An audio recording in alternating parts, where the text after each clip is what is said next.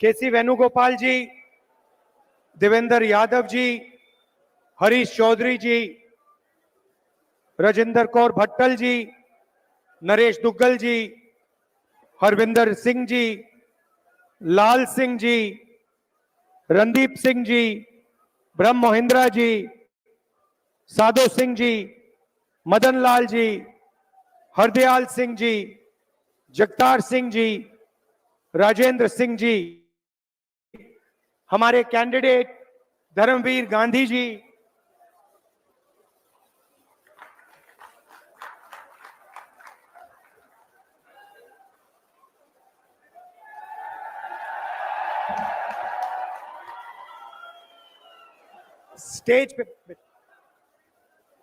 Stage पे Congress party के वरिष्ठ नेता, कांग्रेस पार्टी के सारे कार्यकर्ता, हमारे बब्बर शेर, भाइयों और बहनों, पंजाब के युवाओं, किसानों, आप सबका यहां बहुत बहुत स्वागत। इतनी गर्मी में आप आए, दूर दूर से आए, मेरी बात सुनने आए, दिल से आपका धन्यवाद करना चाहता हूं। कुछ साल पहले मैं लोकसभा में धर्मवीर गांधी जी से मिला और पहले मुझे पता लग गया कि गांधी जी कांग्रेस पार्टी के विचारधारा के व्यक्ति हैं। कॉन्स्टिट्यूशन, डिसेंट्रलाइजेशन की विचारधारा में बिलीव करते हैं और मुझे मालूम था कि कभी ना कभी गांधी जी कांग्रेस पार्टी में आएंगे और इसलिए काफी खुशी हो रही है।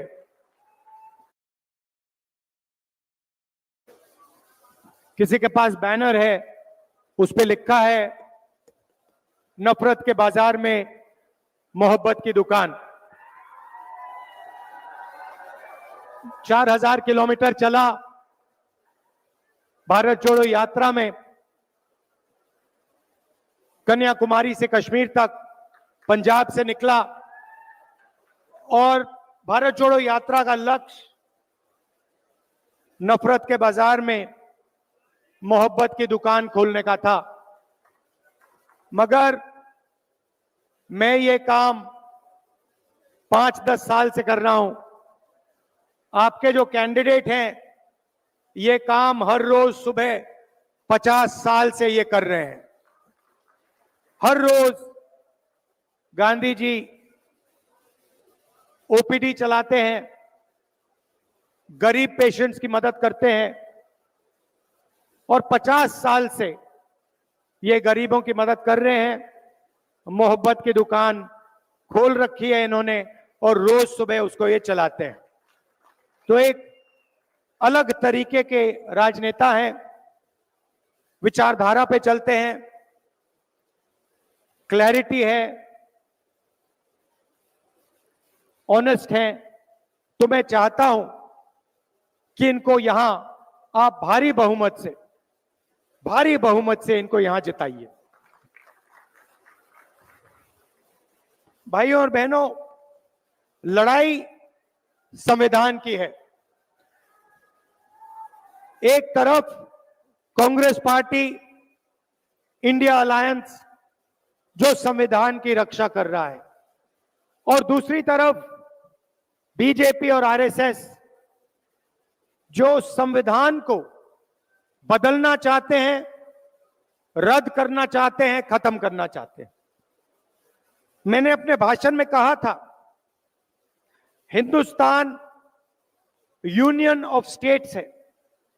इसमें अलग अलग विचारधाराएं हैं, अलग स्टेट्स हैं, अलग भाषाएं हैं, अलग धर्म हैं, अलग जात हैं और इन सब चीजों की रक्षा ये कॉन्स्टिट्यूशन करता है, संविधान करता है।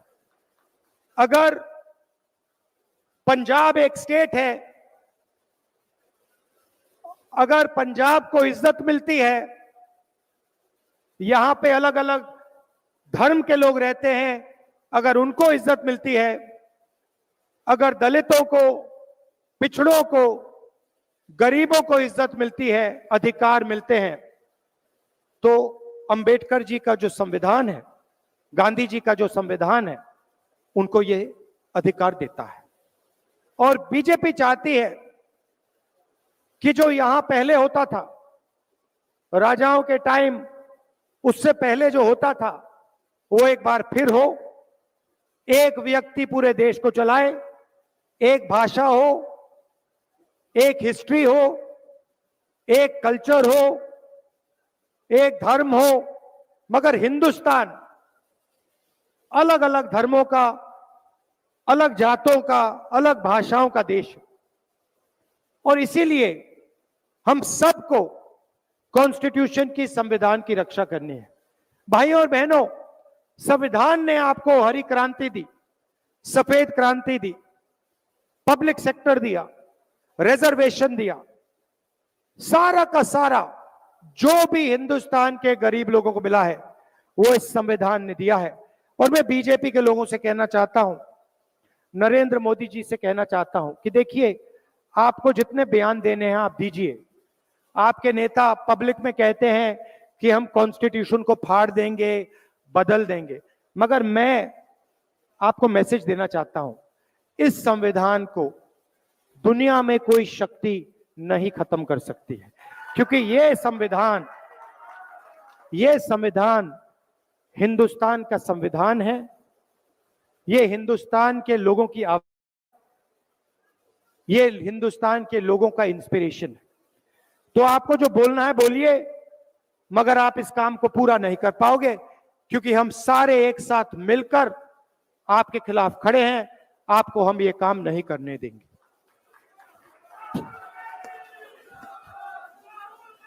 भाइयों और बहनों, किसान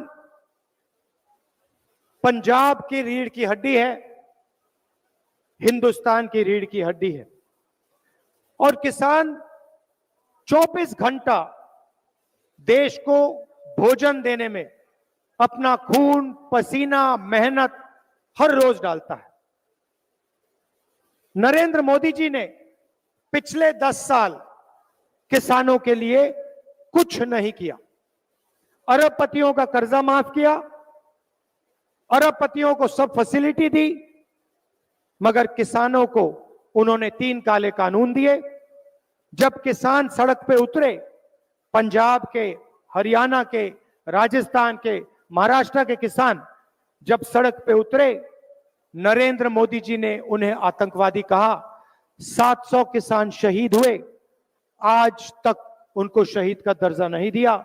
मैं पार्लियामेंट में बोलना चाहता था, शहीदों के बारे में बोलना चाहता था, मुझे बोलने नहीं दिया। अब कांग्रेस पार्टी की सरकार आ रही है। भारत जोड़ो यात्रा में हजारों किसानों से मैंने बात की। आपने मुझे 3 बातें बोली थी, मैं ये 3 बातें आपके लिए पूरी करके दूंगा। पहला काम आपने कहा, और आपने मुझे सवाल पूछा, राहुल जी, अरबपतियों का लाखों करोड़ रुपए कर्जा माफ होता है, किसानों का एक बार यूपीए सरकार ने माफ किया, नरेंद्र मोदी जी ने 10 साल में नहीं किया। क्या जब आपकी सरकार आएगी आप किसानों का कर्जा माफ करोगे? उस सवाल का जवाब मैं आपको देना चाहता हूं। हमारा पहला काम किसानों का कर्जा माफ करने का होगा। मगर हम सिर्फ एक बार कर्जा माफी की बात नहीं है। हम चाहते हैं कि जब भी किसानों को जरूरत हो उनका कर्जा माफ हो। इसीलिए हम सरकार में एक संस्था बनाएंगे जिसका काम किसान कर्जा माफी का रिकमेंडेशन करने का होगा।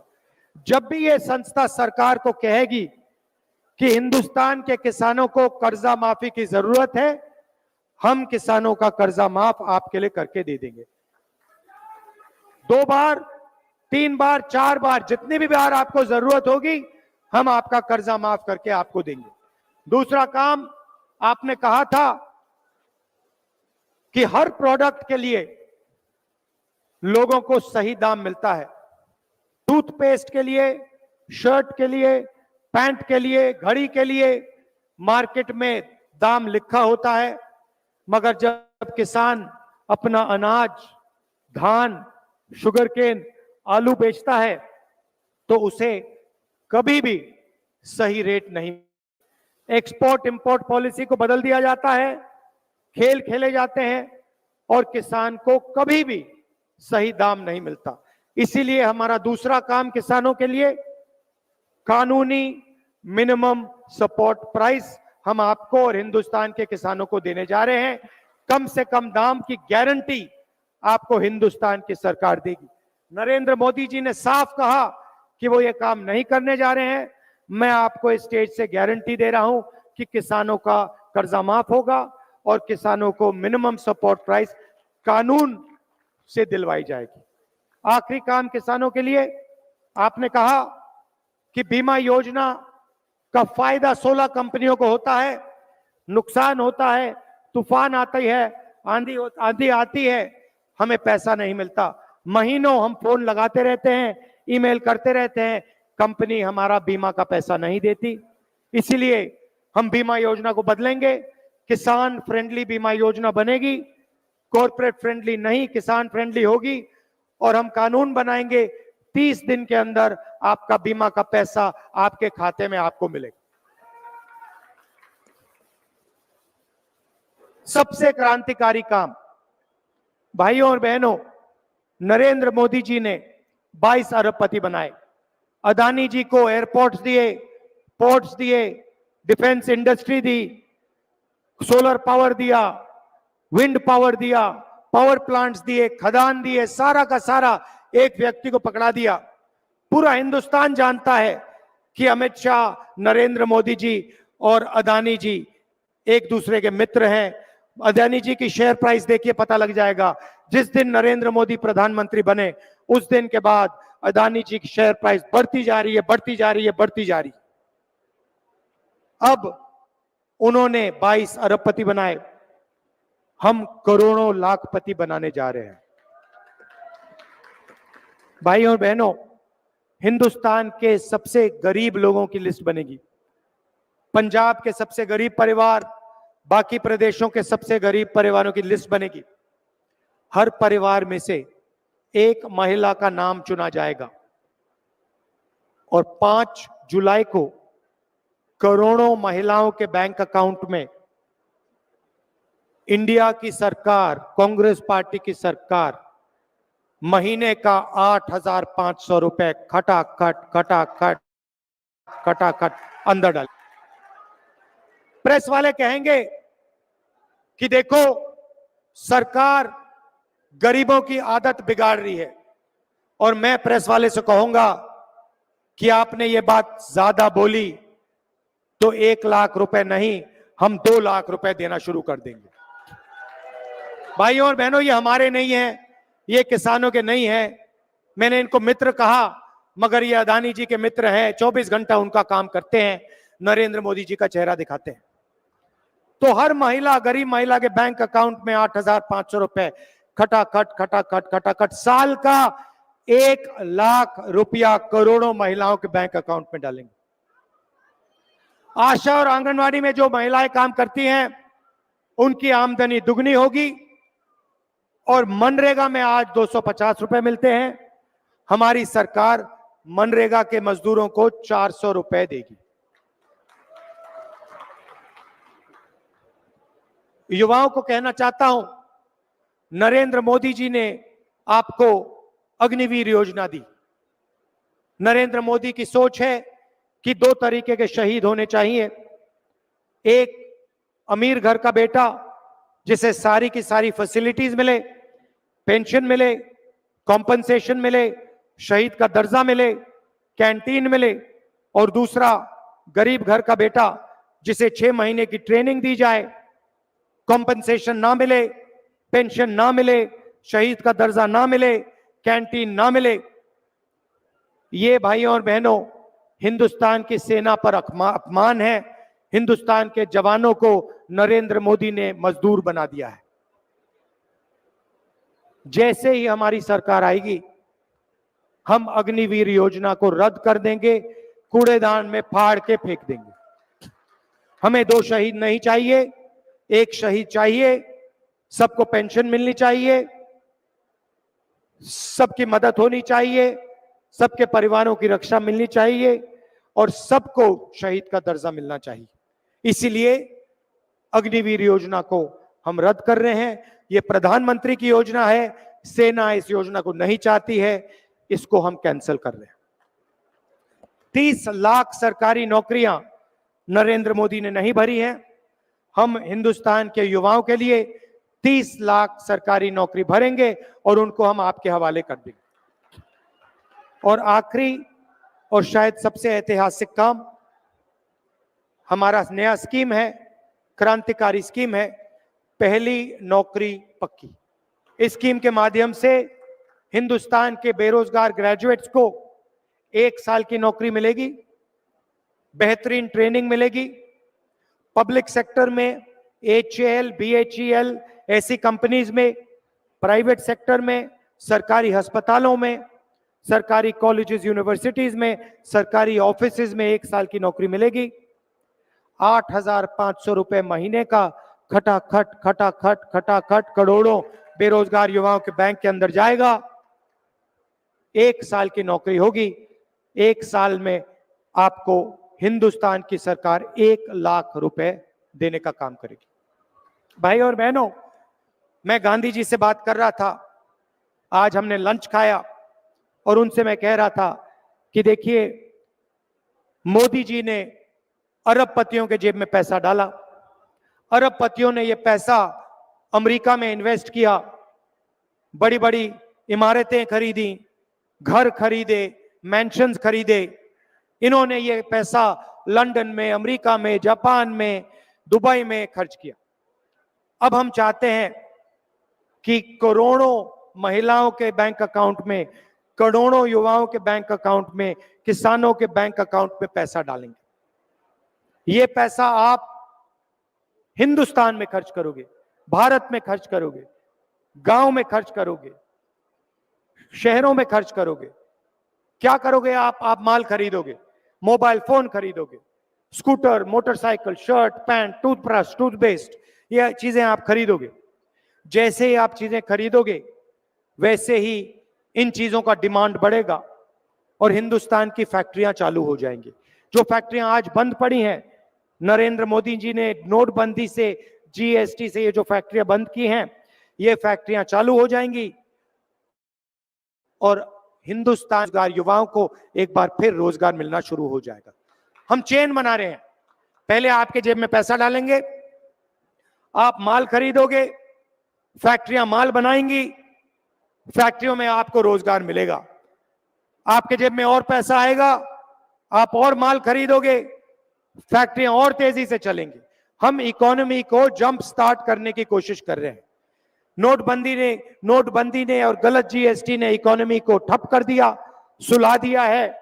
जैसे गाड़ी में पेट्रोल डाला जाता है चाबी घुमाने से पहले, वैसे ही हम आपके जेब में पैसा डाल रहे हैं। एक प्रकार से हम हिंदुस्तान की अर्थव्यवस्था में पेट्रोल डाल रहे हैं। उसके बाद सरकार बनेगी, चाबी घुमाएंगे और हिंदुस्तान की अर्थव्यवस्था स्टार्ट हो जाएगी। ये हमारी सोच। अंत में फिर दोहराना चाहता हूं, कॉन्स्टिट्यूशन की लड़ाई है, अंबेडकर जी का कॉन्स्टिट्यूशन है। ये हिंदुस्तान के हर सिटीजन का फर्ज है कॉन्स्टिट्यूशन की रक्षा करना। तो मिलकर हम कॉन्स्टिट्यूशन, संविधान की रक्षा करेंगे और बीजेपी के नेताओं को दिखाएंगे कि इस कॉन्स्टिट्यूशन को कोई नहीं मिटा सकता, अंबेडकर जी के कॉन्स्टिट्यूशन को कोई नहीं मिटा सकता, संविधान को कोई नहीं छू सकता। सरकार चले तो किसानों के लिए, मजदूरों के लिए, गरीबों के लिए चलनी चाहिए। नरेंद्र मोदी जी ने सब कुछ अरबपतियों के लिए किया, अग्निवीर भी अदानी जी की मदद करने के लिए किया, GST भी अरबपतियों के लिए किया। हमें बहुत कुछ काम करना पड़ेगा, मगर हम गरीबों की सरकार चलाएंगे, किसानों की मदद करेंगे, मजदूरों की मदद करेंगे और आपके जेब में डायरेक्ट पैसा डालने का हम काम करेंगे। अंत में गांधी जी को भारी बहुमत से जिताइए, बड़ी सी बड़ी मार्जिन से जिताइए और इसको लोकसभा में भेजिए। ये आपकी आवाज लोकसभा में उठाएंगे, आपके जो मुद्दे हैं उनकी रक्षा करेंगे और गारंटी करके आप उनको यहां जिताइए। दिल से आपका धन्यवाद। एक बार फिर आप गर्मी में आए। जय हिंद, जय पंजाब। जिला कांग्रेस कमेटी पटियाला देहात और शहर से निवेदन करूंगा कि राहुल गांधी जी को सम्मानित।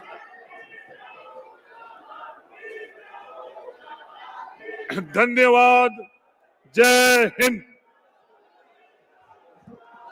निया महारैली दे विच पहुंचे